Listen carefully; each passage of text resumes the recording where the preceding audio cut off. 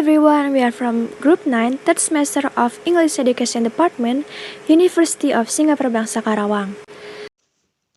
Sometimes people don't grow into their names, but instead wear them around like ill-fitting clothes, always just a little uncomfortable with what they're presenting to the rest of the world, and where that it doesn't quite seem natural or right.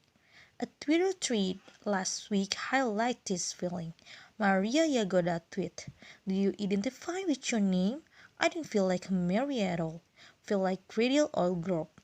Another Twitter user named Adam Campbell Smith replied, "I definitely don't feel like an Adam or identify with name.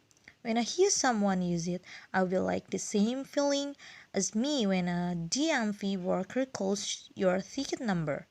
I know it's me, but it's just something I've been assigned." When you zoom out and think about it, it's kind of crazy that more people don't feel this way.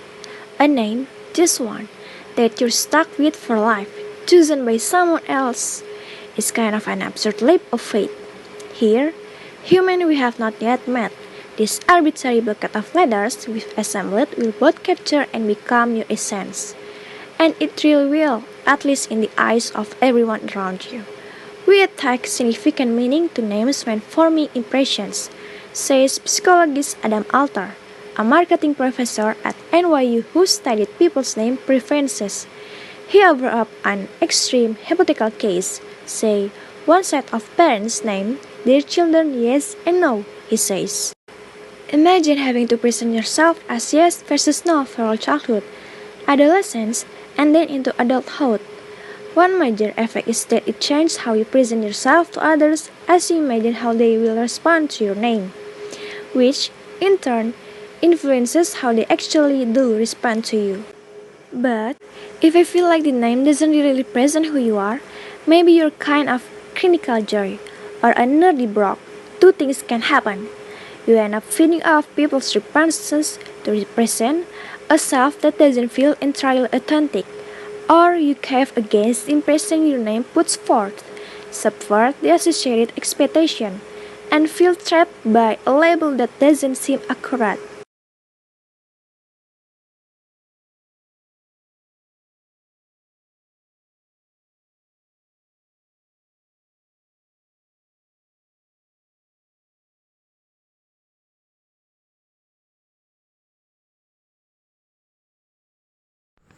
One 2015 study even found that people look like their names when participants saw a photo of a stranger and were asked to guess the person's name from a list of choices. They picked the right one at a rate significantly higher than chance. In one, for example, the correct name of then was picked out of the pool, which also include Jacob, Joseph, and Nathaniel 38% of the times, as opposed to the 25% that would indicate random guessing. The explanation that the study authors offered for their result echoes Alter's point.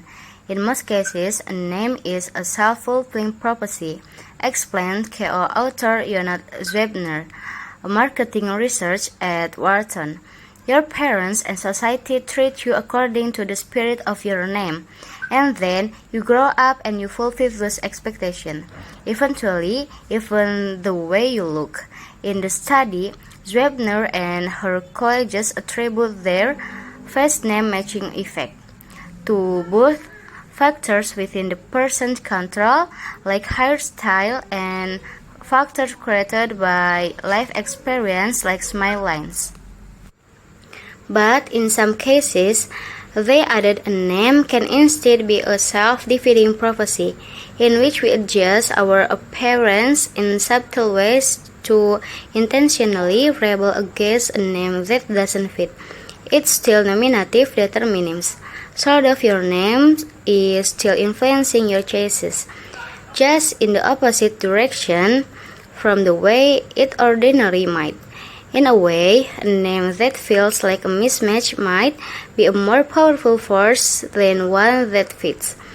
What some people take for granted is Instead, a consistent front of mind reminder to constantly consider and either adjust or double down on how you see yourself.